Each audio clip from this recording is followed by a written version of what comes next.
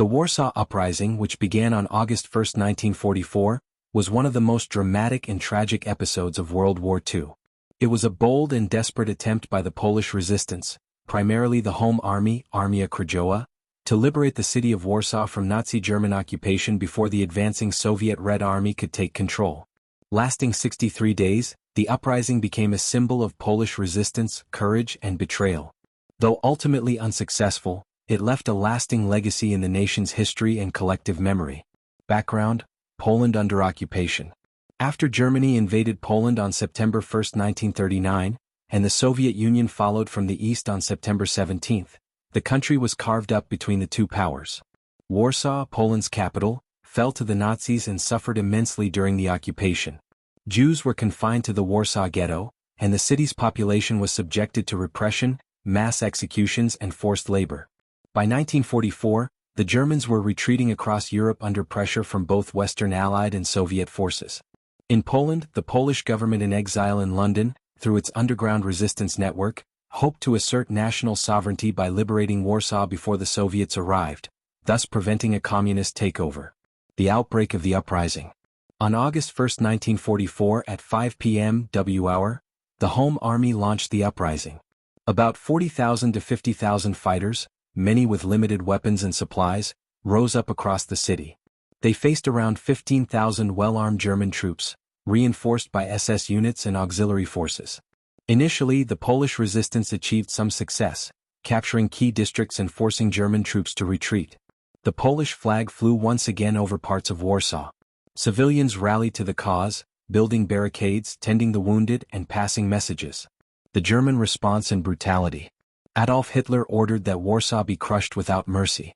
German forces, commanded by SS General Erich von dem Boxeluski, responded with extreme brutality. Entire neighborhoods were bombarded with artillery and airstrikes.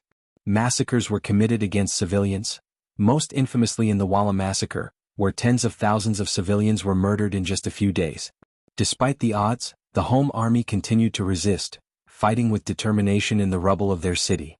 They used sewer tunnels for movement and communication, while a makeshift radio station, Błyskawica, Lightning, broadcasted updates and messages of hope. Soviet inaction and Allied limitations. One of the most controversial aspects of the Warsaw Uprising was the inaction of the Soviet Red Army, which was stationed just across the Vistula River. While the Soviets claimed they were regrouping and unable to assist, many historians argue that Joseph Stalin deliberately allowed the uprising to fail to weaken the Polish resistance and pave the way for a communist regime after the war. Western allies, including Britain and the United States, attempted to support the uprising by airdropping supplies, but logistical challenges and Soviet refusal to allow the use of nearby air bases limited their effectiveness. Collapse and devastation. After 63 days of intense and uneven combat, the Home Army surrendered on October 2, 1944. The Polish fighters were promised POW status, but the civilians were expelled from the city. In retaliation, Hitler ordered Warsaw to be systematically destroyed.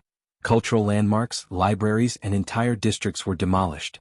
By the end of the uprising, an estimated 16,000 Polish resistance fighters had been killed. Between 150,000 and 200,000 civilians died, many in mass executions. Over 85% of Warsaw was reduced to rubble. Legacy. Though the Warsaw Uprising failed to achieve its immediate goals, it remains a powerful symbol of Polish resistance, patriotism, and the will to fight for freedom against overwhelming odds. It also stands as a grim reminder of the moral complexities of wartime politics and the cost of abandonment by allies. After the war, Warsaw was rebuilt from ruins, and the memory of the uprising was preserved in memorials, museums, and national consciousness. Today, August 1 at 5 p.m. is commemorated each year in Poland with a moment of silence, sirens, and tributes to the heroes of the uprising. The Warsaw Uprising of 1944 was not just a military action. It was a statement of national identity and defiance against tyranny. Though the city was razed and many lives lost, the uprising affirmed Poland's enduring spirit and refusal to submit, even in the darkest hours of history.